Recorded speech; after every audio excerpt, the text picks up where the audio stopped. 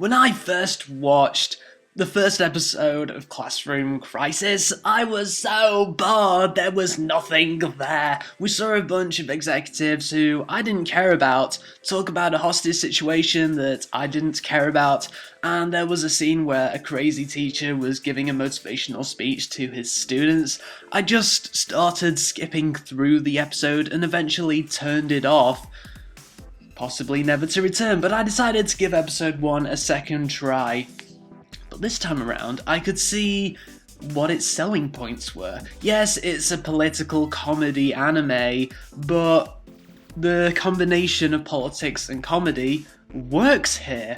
I mean, really? An anime that combines politics with comedy? I love politics and comedy! It was then that I realised I may like Classroom Crisis. From what I've seen from episodes 1 through to 4, Classroom Crisis is about a class of engineers who study in the morning, then engineer in the afternoon. Awkwardly, there's a new student who doubles as an executive who has been tasked with taking the classroom down. Even more awkwardly, the classroom is not that well versed in politics, hence there is tension, genuine tension as to whether the bunch of engineers can combat the bunch of politicians.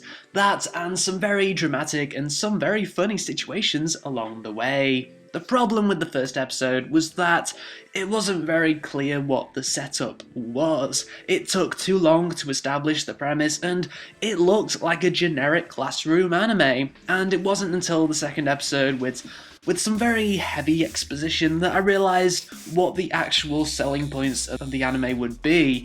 The exposition in episode 2 is justified enough, so it doesn't bother me so much now as it did when it first appeared. Episode 2 also shows us the ending credit sequence, which I think is just beautiful as it fully captures the friendship of the two lead female characters. And yes, I am wondering why those two are actually friends.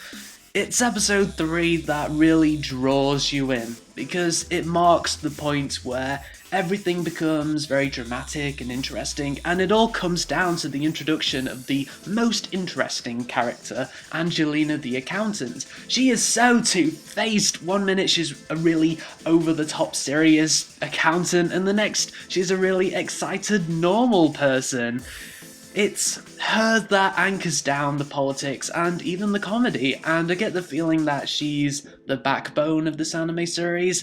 Every scene with her is fun. I can't say the other characters are as interesting as her, and the only other character I care about, kind of, is Sarah Sensei. As despite him being quite shallow at the moment, I'm hoping he does get some backstory. I like his passion towards his students and work. Episode 4 draws more on the political side of this anime, as Sarah Sensei forms a tie with a union in order to save his classroom from failing due to heavy budget cuts.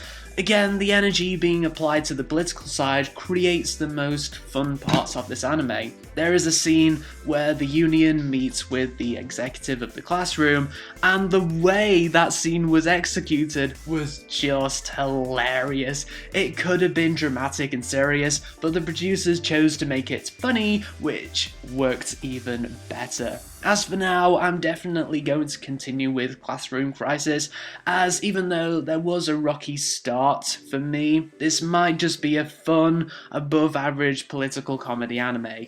And yes, I am wondering if the new transfer student is a bad guy or not.